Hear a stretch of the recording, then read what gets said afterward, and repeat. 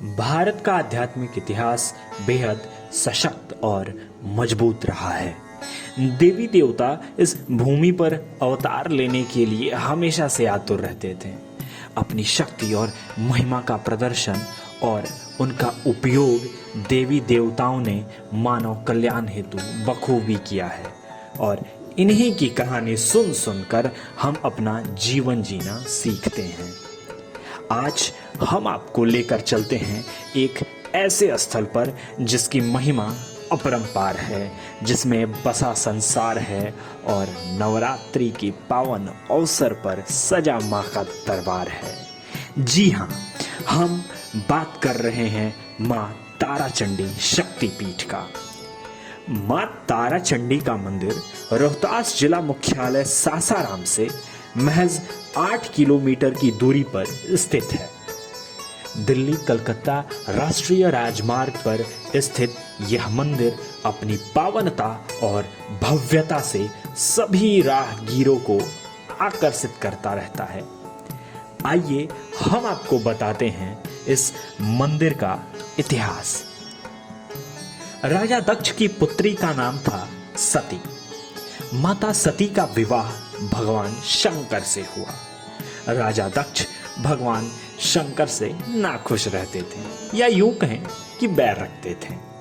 एक बार राजा दक्ष ने विशाल यज्ञ का आयोजन किया और सृष्टि के सभी देवी देवताओं को आमंत्रित किया सिवाय भगवान शिव के। जब भगवान शिव को इस बात की भनक लगी और माता सती को भी पता चला, तब माता सती ने भगवान शिव से यज्ञ में जाने का अनुरोध किया। भगवान शिव ने मना कर दिया और कहा, बिना बुलाए कहीं जाना अपमान की बात होती है। माता सती नहीं मानी। उन्होंने यज्ञ में जाने का हठ कर दिया। भगवान शिव ने अपने गण वीरभद्र के साथ उन्हें आखिरकार भेज ही दिया। माता सती जब वहां पहुंची तो सभी ने उनका बड़ा अपमान किया। उनके माता पिता, बहनें, अन्य रिश्तेदारों ने उनसे अच्छे से बात तक नहीं की।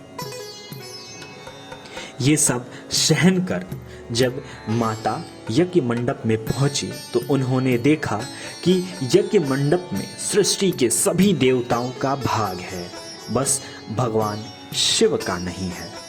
इस पर माता सती ने जब अपने पिता से सवाल किया तो उन्होंने कहा, शमशान वासी अघोरी, शिव को मैं देवता नहीं मानता। यह सुन माता सती गुस्से में तमतमा उठी। वहीं यज्ञ कुंड में के धधकते अग्नि में खुद को सती कर दिया और जला दिया। वीरभद्र गुस्से में आग बबूला हो उठे और यज्ञ मंडप में उत्पात मचाने लगे।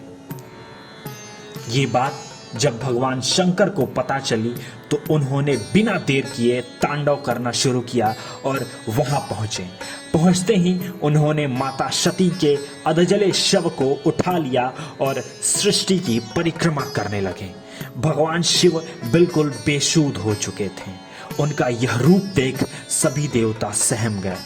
तब भगवान विष्णु ने अपने सुदर्शन चक्र से सती के शरीर को काटना शुरू किया और इसी शव को काटने के क्रम में माता सती का दाहिना नेत्र कैमूर की पहाड़ियों के बीच गिरा। उन्हें मां ताराचंडी महाशक्ति पीठ के रूप में आज तक पूजा जाता है। भगवान बुद्ध ज्ञान प्राप्त कर यहाँ पहुंचे तो मां ताराचंडी ने उन्हें बालिका के रूप में अपना दर्शन दिया। यहीं से बुद्ध ने सारनाथ के लिए प्रस्थान किया। ये बात रही आध्यात्मिक इतिहास की। आधुनिक इतिहास की बात की जाए तो मुगल काल में औरंगजेब मंदिरों का विध्वंस करने के क्रम में जब मां ताराचंडी मंदिर पहुंचा तो देखा कि मंदिर गुफा के अंदर है और उसे तोड़ना उसकी सेना के लिए मुश्किल साबित होगा। तो अपने सत्ता के शक्ति में चूर और ईर्ष्या में मगरूर औरंगजेब ने ऊपर एक मस्जिद का निर्माण करवाया, जिससे वह यहाँ अपना आधिपत्य स्थापित कर सके, परंतु वह असफल रहा। आज तक इस मस्जिद में नमाज अदा नहीं की गई। माँ तारा चंडी अपने भक्तों की रक्षा करती रही। माँ को यहाँ बालिका के रूप में पूजा जाता है। माँ की महिमा इतनी महान है कि मंदिर के पुजारी बताते हैं कि सच्चे दिल से मांगी हुई हर मन्नत यहाँ पूरी होती है। ये कहानी थी माँ तारा चंडी धाम की। ऐसे ही रोचक जानकारियों के लिए आप दी अनएक्सप्लोर्ड के साथ जुड़े रहें।